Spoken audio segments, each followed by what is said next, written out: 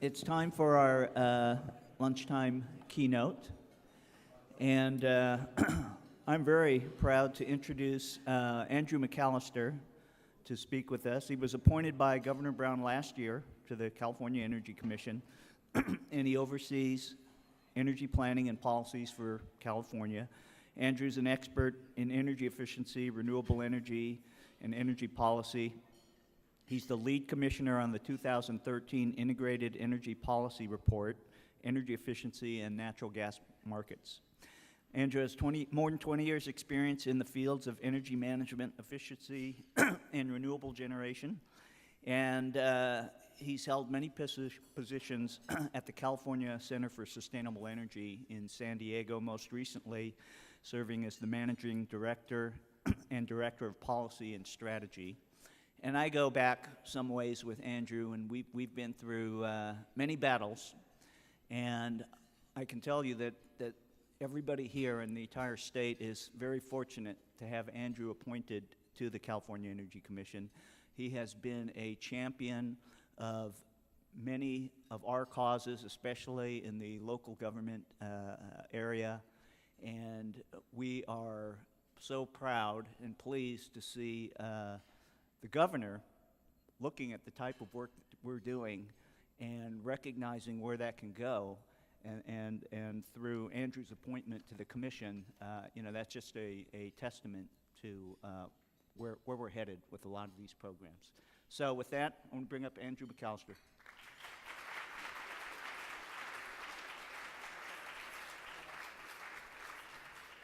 All right, well, it's great to be here. Thank you very much. No pressure or anything, right?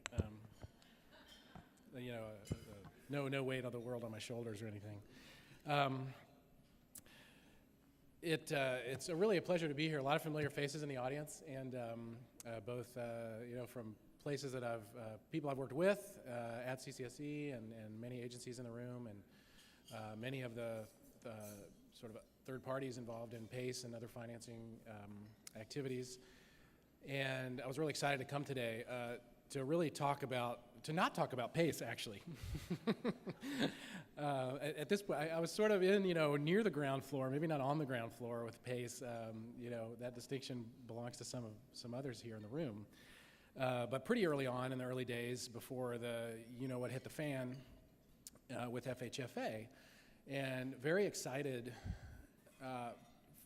for the model. Obviously, a lot just compelling in so many different ways. And it's great to see the effort to sort of pick up the pieces, to move it forward, and just to see all the great work going on in different localities around the state and the country. And it's really, I only was able to make the previous panel today, but some of the examples on the table that people are really slogging through the details and making it work, and you should really be proud of yourselves. It's going to pay off big. It's going to help our state in real fundamental ways, and I'm really pleased to see that going forward. So you're all bigger experts now in PACE than I ever was, and I therefore have made the shrewd decision not to talk about PACE. Energy efficiency is really my main responsibility at the Energy Commission, and really was the reason why I think the governor wanted to appoint me, and why I got a lot of support, is because there are just big issues we have to solve, and the Energy Commission has a key role in that.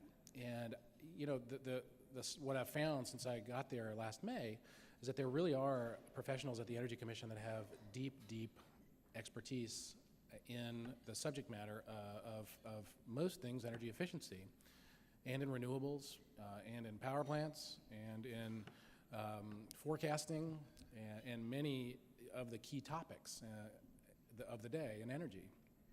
So they're really a foundational resource, and it's terrific. I think where I'm trying to evolve the Energy Commission is really just a reflection of the fact that the marketplace is going to solve these problems. It's not going to be the regulatory body. The regulatory body, even if we're the best in the world, we're 650 people, we're not going to be the ones out there with white trucks installing stuff, right? We need to help help prepare the ground, create foundational resources so that the marketplace can go do that work, and certainly not get in the way, but create the kind of public goods that are that are not being done by the marketplace, right? Fix market barriers, fix market failures. So I'm trying to do that very explicitly, and so the way I'm going about that primarily, Howard mentioned the Integrated Energy Policy Report, and that's one way. It's a really, I think, a landmark document. It happens every 2 years. The two issues that I'm really focusing on this year is demand response is one of them, so it's not really related to this discussion directly, really, but it is all about reliability in the electric system and how we incorporate renewables and demand-side resources, so it's relevant in that way. Number two is figuring out the definition of what is a zero net energy building, which we've been trying to do for a decade and have not been successful. Actually, turns out it's pretty hard to do, but we have to get to zero net energy new construction in a residential sector by 2020. And if we don't even have a definition for zero net energy, and we only have 2 more code cycles before we have to be there, then it's sort of a problem. So I'm trying to solve those 2 problems in the IPER. The thing I really want to talk about today is Assembly Bill 758. I think that's the most relevant thing that I'm doing, and it could be is and could be even more of a fundamental resource to help achieve the goals of that bill. And that's Nancy Skinner's bill from a few years ago now. That is the California Comprehensive Statewide Energy Upgrade Program. So it tasks the Energy Commission with coming up with a plan, with an action plan for how we're going to get the existing building stock fully upgraded. So however many 13 million structures here in the state, over half of which were built before there were any building codes, and we have to get at those buildings. We have to have owners of those buildings, residents of those buildings, who actually choose to do upgrades, right? We're in the foreseeable future, we're not going to be mandating all those people to just do upgrades, right? The capital is not available. The understanding of what they would, it's just not going to happen in the near term. We need to prepare the ground so that eventually it can happen, that we can have some kind of code, some kind of time of sale, or some kind of long-term policy that does have a mandatory requirement, a mandatory aspect to it. But in the near term, that is just not politically feasible, and it's actually probably not the right thing to do in the near term. We need to actually prove to the world that people ought to want to do these things, and that there are all sorts of positive experiences that are going to come out of it. So, in a way, I'm going to focus on the top-level things on Assembly Bill 758 here, but I would invite all of you to participate in both of these proceedings. I think it's really critical. And I'll give you some timelines, some dates, and critical actions at the end. But I think the Integrated Energy Policy Report and specifically AB 758 they both are active open proceedings at the Commission. And if you do the Google search CEC AB 758, and you'll come up with the page, and there'll be all sorts of information there. In a lot of ways, I feel like I don't know how many of you saw Beautiful Mind by with Russell Crowe, where everything is so interrelated it can just drive you insane. There's so many pieces to this. I'm not comparing myself to a famous actor, and I'm not saying that I'm insane. Okay, I'm just you guys can make that judgment. I'm not sure what it'll come down. But when you start drawing all the pieces on it, and you start putting the lines together between what influences what, and who the important actors are, and you really try to suss it out and break it down and try to come up with really a relatively modest group of concrete actions, it's challenging. And financing is clearly one of those core needs to help the marketplace function. And I kind of, at this point, see my task here as helping the marketplace express itself so that that capital that you all are trying to develop and bring into the marketplace actually gets accessed, that there is a pipeline of projects that needs that capital, and then that capital is easy to access. And obviously PACE isn't the only model that could be. There are plenty of, and there are places where PACE doesn't reach. We're definitely concerned about the rental marketplace and some of the harder to reach market segments. Small commercial obviously is an important one as well. But I think that the scaling up of demand is kind of where I feel like my area of influence at the Commission can be most helpful, and that's what we're trying to do in a bunch of different directions or a bunch of different ways with Assembly Bill 758. So It's actually a really good time to be in California and working on energy. We have some oxygen in the room now.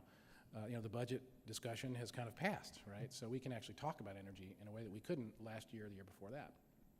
And we have we have cap and trade revenues, we have Proposition 39 revenues, which provide some additional capital on top of the utility programs, the public goods charge and the publicly owned utilities and the energy efficiency program funds with the investor-owned utilities. So we have a good base of funding. Each pot has its flavor and it will have its constraints and everything, but it's a relatively good situation to be in.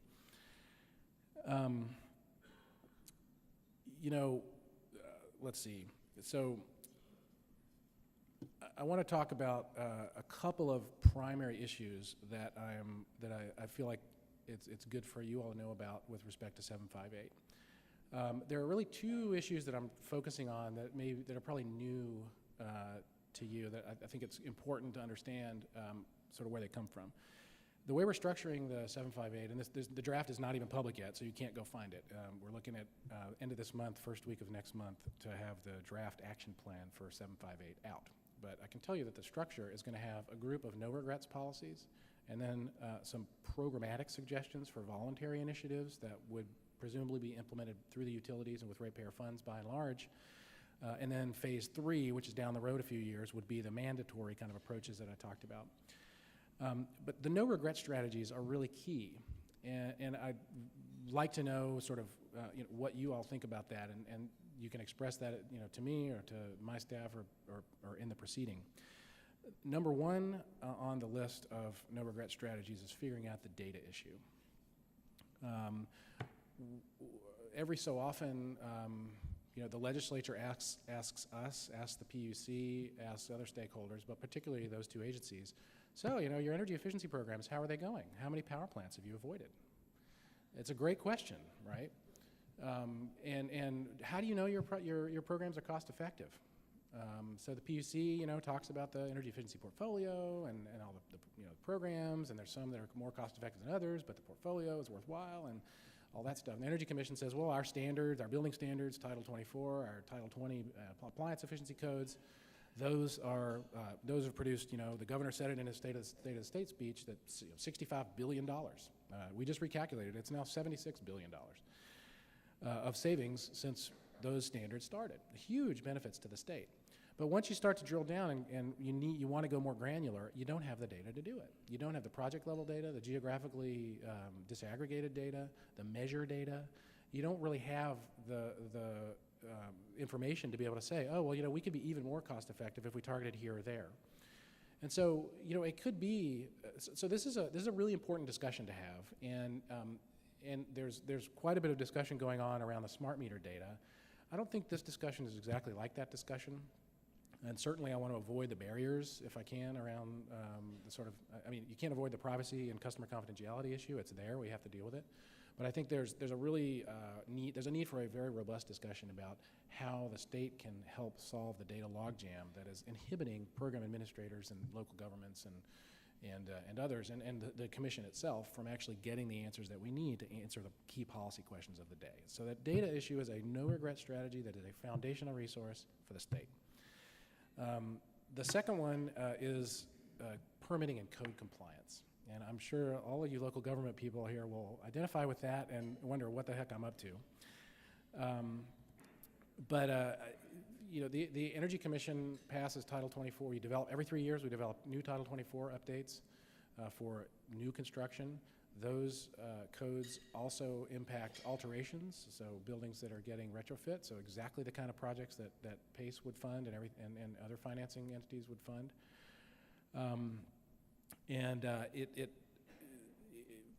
Just to throw out an example, there's pretty good evidence that around 90% of residential HVAC changeouts do not get a permit.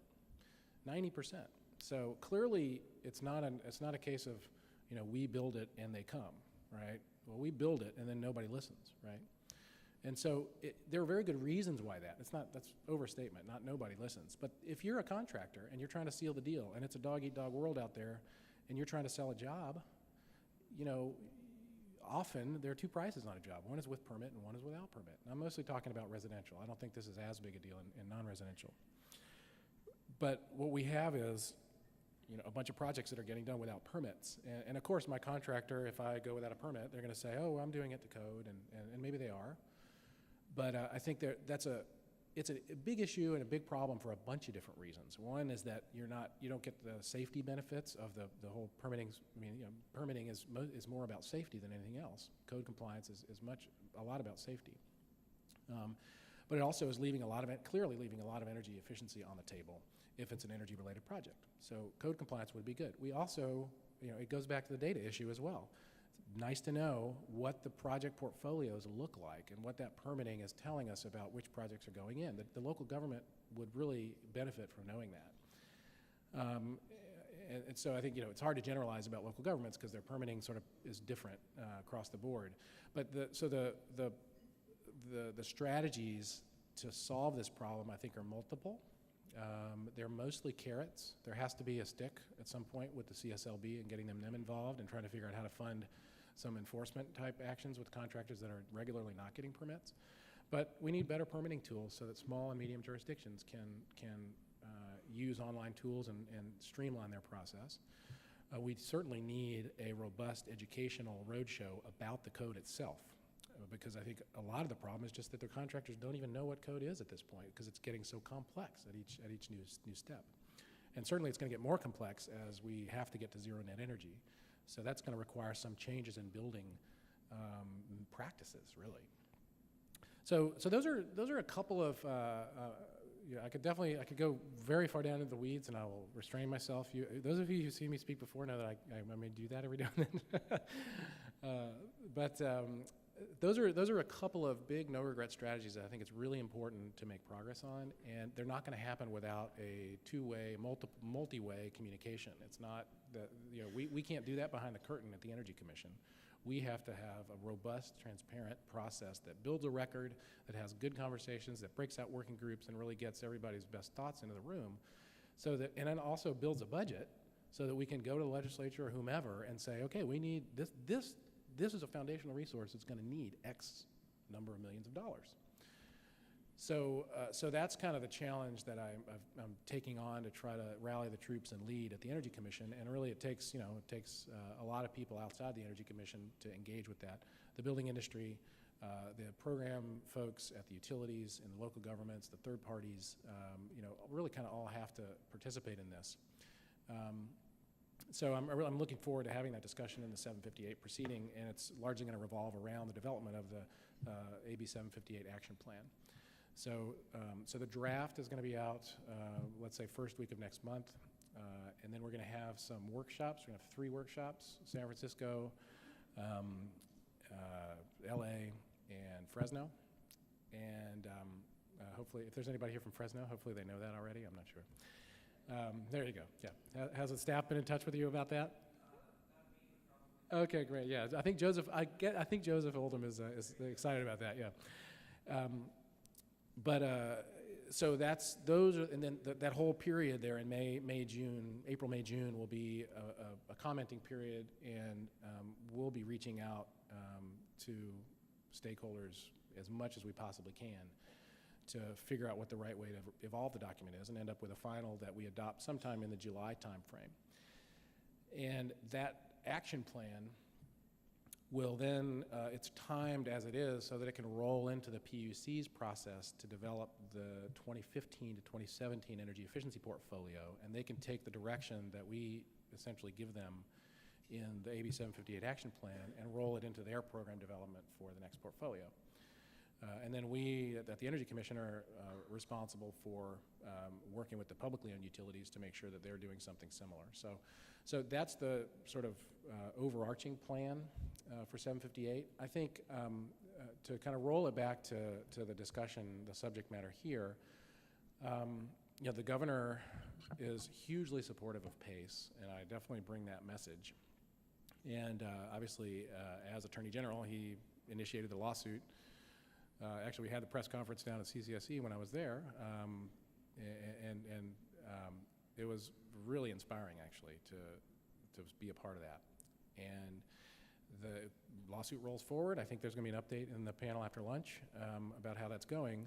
But the governor continues to see PACE as a real fundamental resource for a fundamental mechanism to make stuff happen on the ground, and particularly has been highlighting PACE as a potential recipient or an example recipient to kind of get the discussion going around the AB 32 cap and trade revenues discussion. And water efficiency, PACE, and a couple of other things are kind of the examples that the governor's office and sort of his agency allies are we're all talking about. So, so I think it bodes well that there's going to be some support at the highest level going forward. And there's just a lot of taking the examples from the local jurisdictions and learning from those and replicating them and just showing what amazing things can happen on the ground, I think is just fundamental to keeping the momentum growing. And I really depend on having those resources because that's a key piece of the puzzle so that we can help do everything else, create, sort of all the necessary conditions. None of the conditions here in the marketplace, we need great contractors that are well-trained. We need some customer accountability, certainly. There's a growing, marketplaces are messy. We got to solve the permitting problem. We have to be able to, we have to have metrics that we can evaluate to know how we're doing. There's a lot of foundational things that have to be in place. But financing is absolutely one of those things. And so we need all those necessary conditions so that we can actually grow this marketplace. And that's local jobs. I'm sure yesterday and today you've been talking about all this, but that is jobs you can't export. It's indoor air quality that you get that's a benefit from all this. It's not just about energy savings, it's about quality of life. So, that's why this is important enough to me that it keeps me up, a lot of nights. How am I going to do this? And I think probably a lot of you too. So, again, we're all on the same team here. I know I'm kind of sounding like a cheerleader here, but I guess that's because I am. But it's important work. It really is fundamentally important work. I look at AB 758, and I just think, it's going to create a California that I really want my grandkids to live in. The building stock, the insulating ourselves from price shocks and resource scarcity going forward. I mean, it's fundamental stuff. So I really look forward to working with you all. I hope there's going to be a little Q&A here afterwards because I'm sure there's lots of good questions. That's kind of the top level message. I don't want to get I don't want to keep talking too long because then I lose it. So please participate in the proceedings on AB 758 and the IPER. I think it'll be really helpful. You're some of the most knowledgeable people in the room here that we have in the state, so I really think it's critical. So thank you again for having me, and it's a pleasure to be here, and look forward to schmoozing a little bit afterwards. Great, thanks.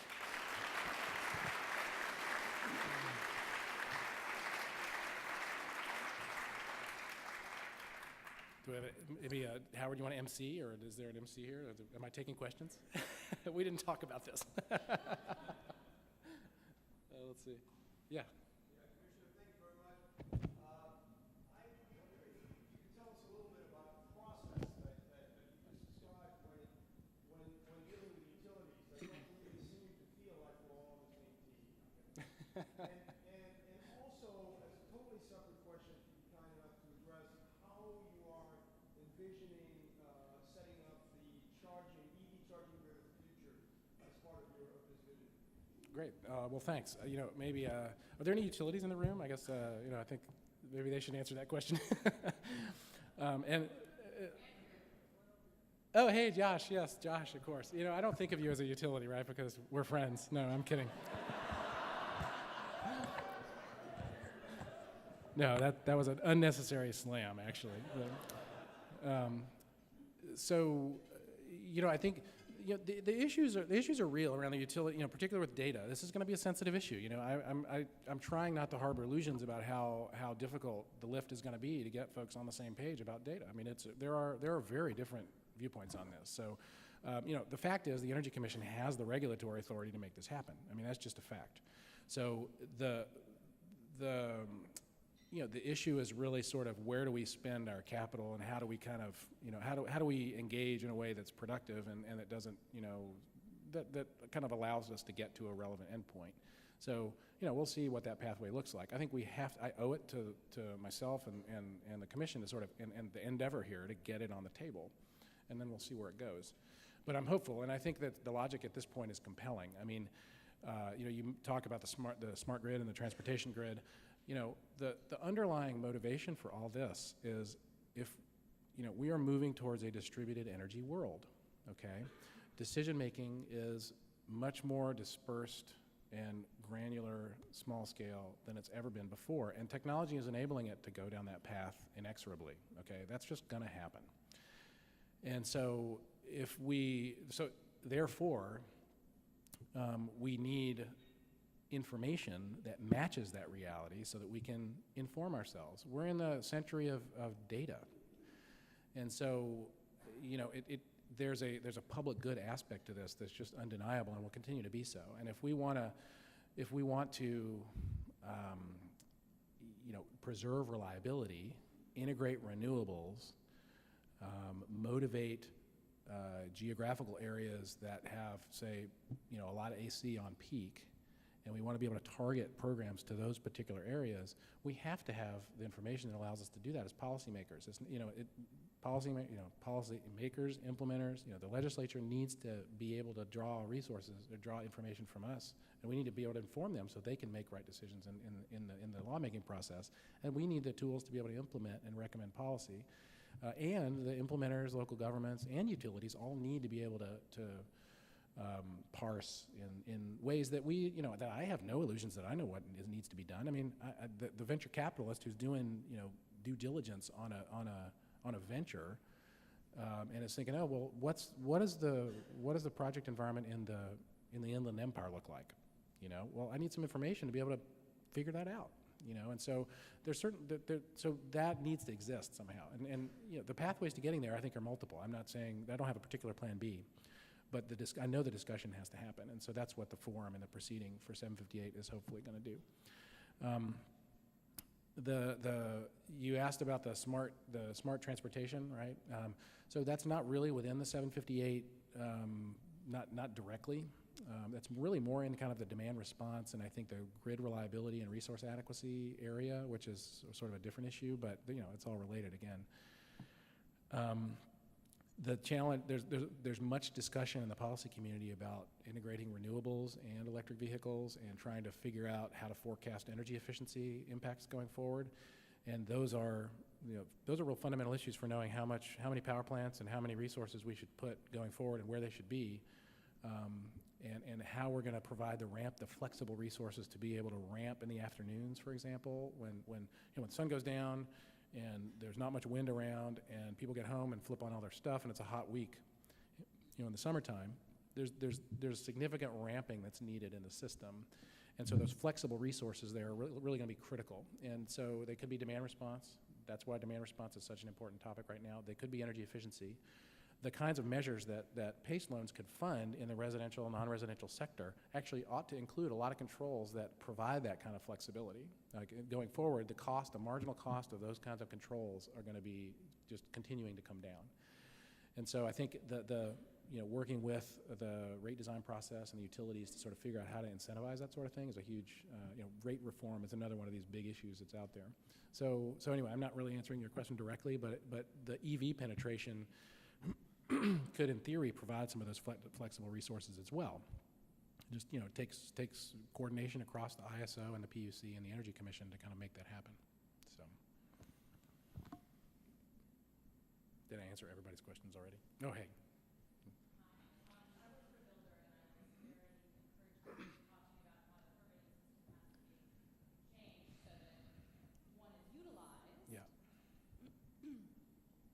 Can you hear me okay, or Yes. should I use this? Okay. And I'm wondering, what are some of the different, it sounded like you were talking about possibly online permitting and something that's, a lot more revolutionary than the permitting systems in most jurisdictions at this time. I mean, most of the time you have to send a person to an office, they have to stand online for 8 hours, and then they get to see someone, and then this person says, come back tomorrow, or you have to change this one thing, and you need to come back in 3 weeks, and then we'll send the inspector out, and then the guy comes out, and then he says, no, I have to come back 5 weeks from now. So that has been a major complaint in the solar industry for a long time, that it's very uneven. What can the state do to push down through to the local jurisdictions to make this make sense? It's a great question. previous to coming to the commission, worked on this a lot, and the governor's office has really, on the solar front, the governor's office convened a whole bunch of people. I think they pushed the ball forward a little bit to come up with some best practices and kind of get that discussion moving forward at least a touch. And much of the focus, I think, has been on solar because it's been such a growth industry, and it's been something that the local jurisdictions have had so many disparate approaches to that it becomes a problem, becomes a transaction cost that's just increasing as a part of, as a percentage of the system cost. So, let's see. So in the permitting and code compliance, I'm thinking I can throw out like 4 things that are all complementary. So the online permitting tools is one of those things. That again is a discussion that there are a lot of people actually that have worked on that already, and so there's some tools there. Maybe we choose one, maybe we sort of go a different path, but we need to sort of figure out what we're going to recommend that people do. So it's not that we're going to say, hey, the Energy Commission is going to put $50 million in building this thing itself. It could be a standardization that says we recommend that local governments do this, and we're going to provide some resources to those local governments to help them work through that with their staff or something, or some informational resources, some consulting support, whatever it is. But at the end of the day, this is a local government issue. This is a local jurisdiction issue. Like, we can't force them to. It's the cities that have to opt in. So maybe it's the cities that kind of you're going to obviously start with the cities that know they have a problem and that want to opt in to something but don't have the resources. And then hopefully success at those cities would then sort of translate across. But cities, in my experience at least, cities have different motivations for the way they've structured their building departments and their permitting process. So it's kind of hard to find a one-size-fits-all. But I think that's, again, that it's not going to happen without the conversation with the cities, or counties and cities. It's pretty much. So the other ones are things like the education roadshow on what is code. Code 101, Code 201, Code 301. We really need, have the 800 number that's fully staffed so that any contractor that's doing a job can say, okay, well, what do I have to do here to comply with code? Because they don't know. They have a business to run, right? So they can't dedicate full-time staff to understand code necessarily. So, and then the other is work with the building officials. So through CalBO, for example, maybe to do that training. We're sort of working on options there. But and then another initiative that's at least in the mix is figuring out, so I mentioned the enforcement piece, so working with CSLB to bring some real resources to that. So at least there's a credible threat of a sting every now and then, and people might get caught if they, but CSLB can't be put in that situation if people don't even, if they show up and legitimately the contractor didn't even know what the code was that he was supposed to meet. So there has to be kind of a two-way street there. Another thing that the fourth one here is potentially doing some studies to try to look at distributor manufacturer data, say, for example, HVAC systems. I mean, this is a little bit controversial, but I think I don't see why we couldn't do it, really. The building industry and the manufacturers, it gives them heartburn, but I think it could be a very positive thing. If we knew how many furnaces were coming into the state, we knew roughly where they were distributed, and we matched those up to permitting data, and we saw that one was 10 times the other. That would be that would be some good data that says, hey, we got a problem here, and we want to track it. So like actually putting in some tracking tools in place so that we know what's happening out there in the field. Understanding the marketplace is key to making good policy decisions, and we don't have that. It goes back to this information problem. We don't have all that information. We have the authority to ask for it, but we need to kind of work through how we're going to do that. So anyway, I am being long-winded now. All right, well, let's see. There's a gentleman back there, and Liz. I don't need a mic. You know that. I was just wondering if you had any insight about fuel switching. In Sonoma County, we've got a lot of folks on propane. They can use our program. There's not incentives available for them, and that certainly switching from propane to electric will change the demand. So anything going on around propane to electric? Not a lot, actually, I have to say. It's a great question. Even natural gas to electric is a problem. I mean, it's hard to characterize, right? And depending on what incentives you put in place, you might drive people, and whether they're based on,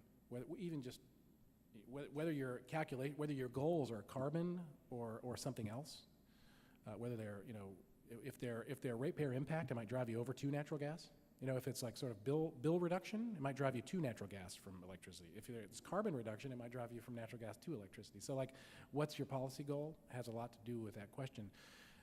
Since much of the funding comes from ratepayers, and the propane distributors are not traditional utilities in the sense that the natural gas and electricity distributors are, it's hard to have that conversation. It's hard to know what the playing field is for that conversation. So not really is the answer. I mean, it's not that it's not important, but it kind of hasn't been in the mix. But it'd be great if you brought it to the mix. maybe you just did. I don't know. So yeah.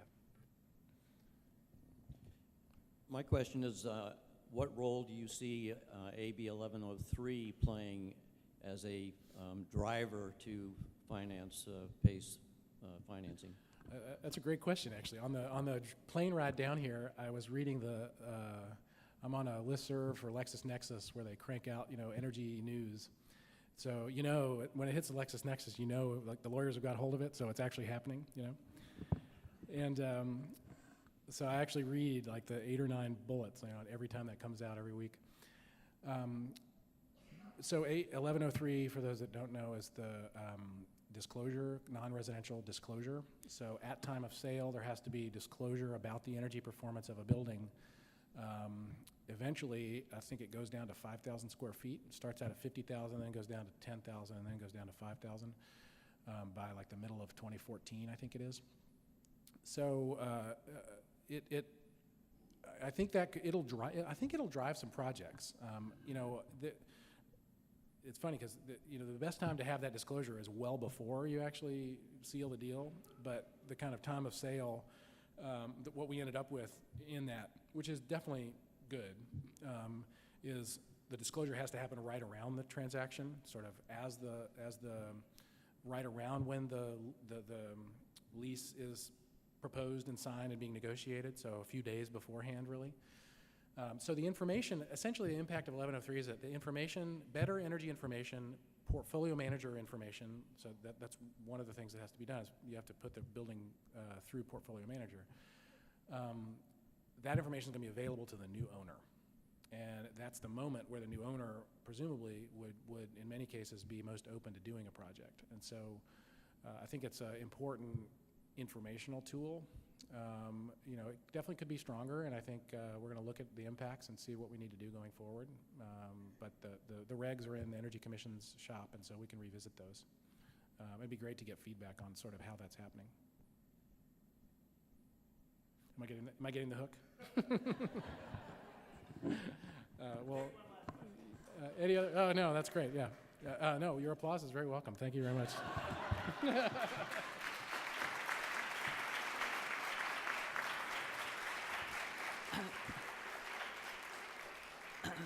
Thank you to Andrew, and I think now you get my point that we're all very fortunate that Andrew is at the commission in these exciting times. So thanks again. Double round of applause.